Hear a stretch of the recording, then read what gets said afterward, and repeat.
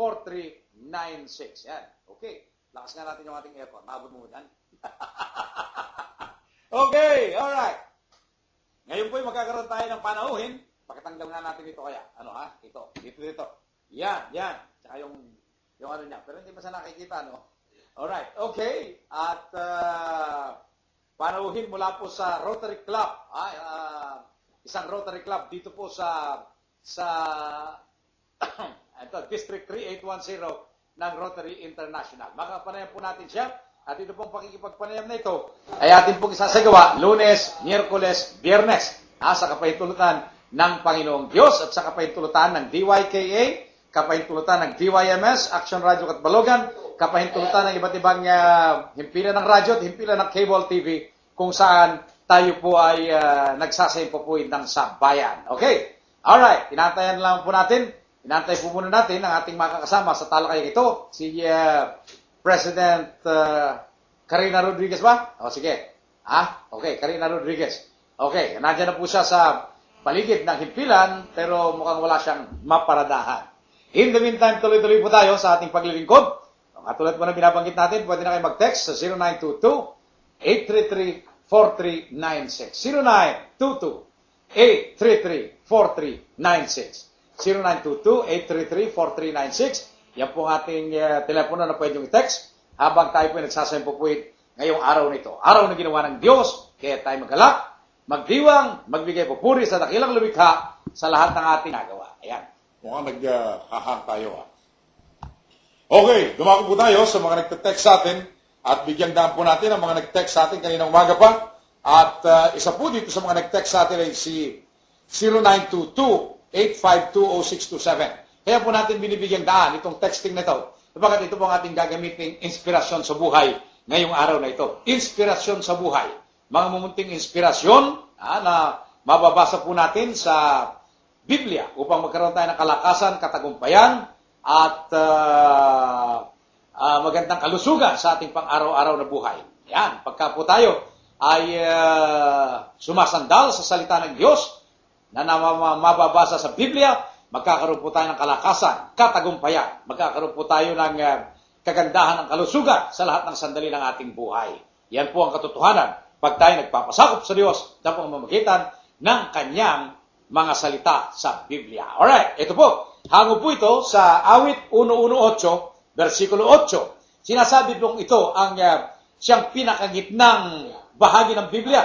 Yes, pinakagitnang bahagi ng Biblia. Sa wikang Ingles, ganito po sinasabi ng Psalm 118, verse 8. It is better to trust in the Lord than to trust in man.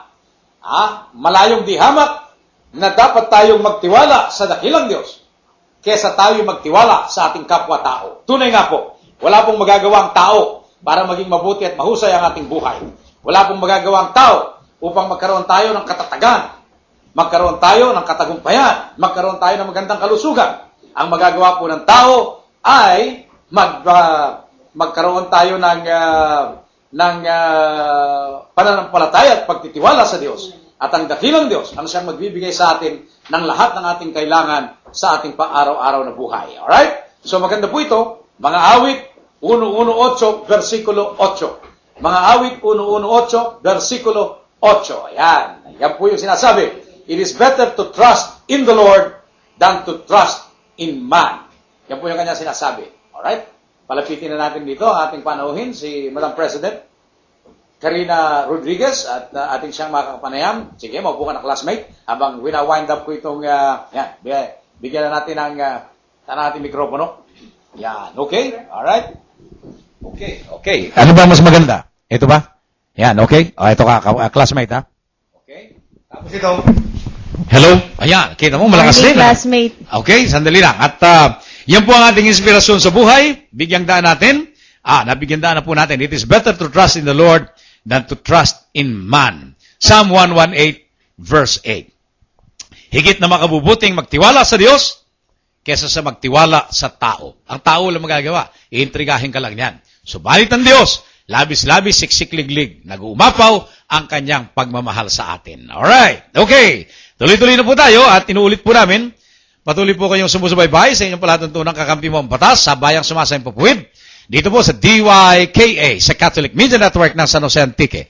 Sa Bayang Hulumasan po sa DYMS, Action Radio Katbalogan. At syempre, dito po sa GVAM 792 kHz sa talapitan ng inyong mga radyo. Sa bayan din po kaming sumasayang sa iba't ibang cable TV sa Luzon, Visayas, Mindanao. Sa bayan din po kaming sumasayang sa buong Pilipinas at sa buong mundo sa pamamagitan po ng www.batasmedia.com. Mas maganda siguro ilagay na natin itong monitor natin sa radyo dyan sa may speakers, okay? At habang ating pinababati, ang ating unahin mo munang kunin ito at nang makasama natin. Ayan, okay, alright. Okay, yan. Ako talaga naman At patuloy po kayo sumusubaybay dito sa ating palatuntunan. Yan, okay na? Alright, bigyan na natin ng 2 shot para mapabati na natin ang ating Pangulo. Yan. Good morning and welcome sa kakampiwang Batas President Karina Rodriguez. Good morning, classmate. Yes, classmate, welcome.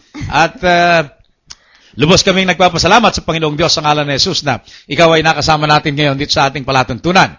Ayan. Kami din. Siya po ang Pangulo, Changemaker President ng Rotary Club of Pasay, Maharlika sa ilalim ng District 3810 ng Rotary International. Yes. Welcome. Bumati ka muna sa ating mga tagapakinig sa Antique, sa Eastern Visayas, Western Visayas, sa Central and Northern Luzon, at sa mga nanonood sa atin sa cable TV at sa Pilipinas at buong mundo sa internet television. Okay. Sa mga taga Sambuanga muna. Buenos Uy. dias. Uy, marami po tayong cable Okay. TV dyan. Buenas. Anong tawag? Anong bati mo ron? Buenos dias, magandang araw. Ayun, buenos dias, magandang araw. Kasi Yun mga pala. taga Sambuanga ang kamag-anak ko eh. Ayun. So, kayo una-una kong babatiin. Ganyan Ayan. din. Ang buong Pilipinas. Yes, siyempre. And of course, ang aking mga kasama sa Rotary Club of Pasay, Maharlika. Ayan. Hello talaga kayo naman. dyan. Ayan, kayo pong Ayan. may mga concern sa Rotary. O di kaya kayo pong mga may nais na itanong sa Rotary. O may nais na hinging tulong. Ayan. Sa Rotary, lalo na sa Rotary Club of Pasay, Maharlika Yes. ng District 3810 ng Rotary International. Ito na po yung inyong pagkakataon. Mag-text po kayo sa amin, Yes. 0922-833-4396. Yan po ang ating numero. Alright, tanungin na kagad natin si Changemaker President Karina Rodriguez. Gano'ng katagal na ba itong Rotary Club of Pasay, Maharlika? Classmate, 8 years na kami mahigit. Wow! Mm-mm. Wow!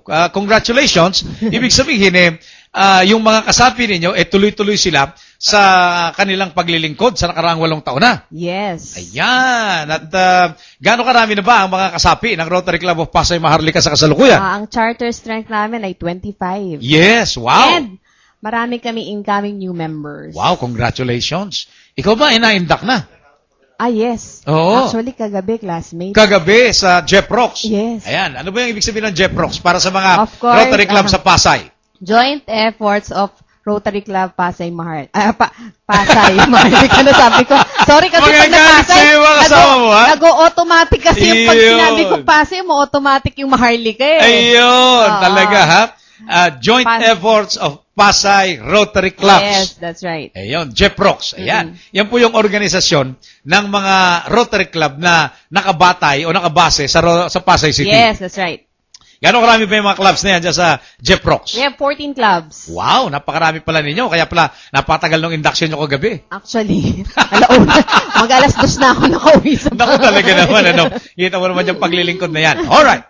Ano ba ang mga pinagkakabalahang proyekto ng Rotary Club of Pasay, Maharlika ng RI District 3810? Sige, umpisahan natin, Yes, classmate. please. Okay. No? Medyo marami-rami po, Uy! pagdating sa ating mga service projects. Yes, okay.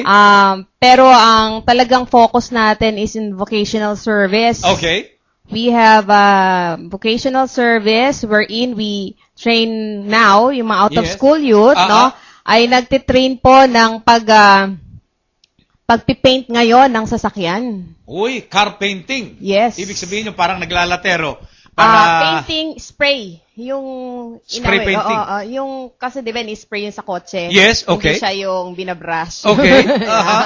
Fabrication. So ito yung parang tunay na tunay Yung na tunay spray tal- painting. Yeah, Doon sa tunay. mga factory ng kotse, Yes. ginagawa. Yeah, Yan. And Okay. aside from that, Oo. meron din tayong retail salesmanship and entrepreneurship Wow. for the out-of-school youth also. Kasi For ating out-of-school youth, yeah, ha? because I believe, sabi ko nga sa Yes. mga estudyante namin. That's correct. Oo. Sabi ko, kahit hindi kayo naka-apak ng kolehiyo, Oo. kung kayo ay magiging mabuting manggagawa, Yes.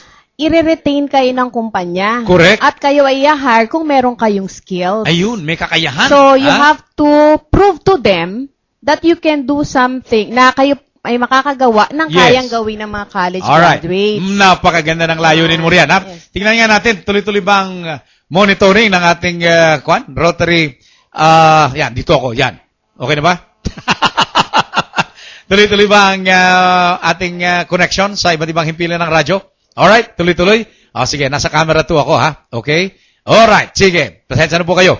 Kayong mga nakikinig sa amin, dito po sa Antique, sa Iloilo, sa Capiz, Aklan, dito po sa Palawan, sa Romblon, sa Marinduque, sa Guimaras at Negros. Yes, yan. Patuloy po kayo sumusubaybay sa inyong palatuntunang kakampi mong batas sa DYKA, sa bayan pong sumasayang papuwid. Yan, dito po sa ating iba't ibang himpilan ng radyo. Sa DYMS Action Radio sa Catbalogan, sa GVAM 792 kHz sa talapitan ng inyong mga radyo sa Luzon, sa Central and Northern Luzon, at syempre, dito po, sa Batas Internet Television. Yan, tanungin natin, bakit nagpo-focus ang Rotary Club of Pasay Maharlika, Madam President Karina Rodriguez, sa mga out-school youth? Bakit ganon?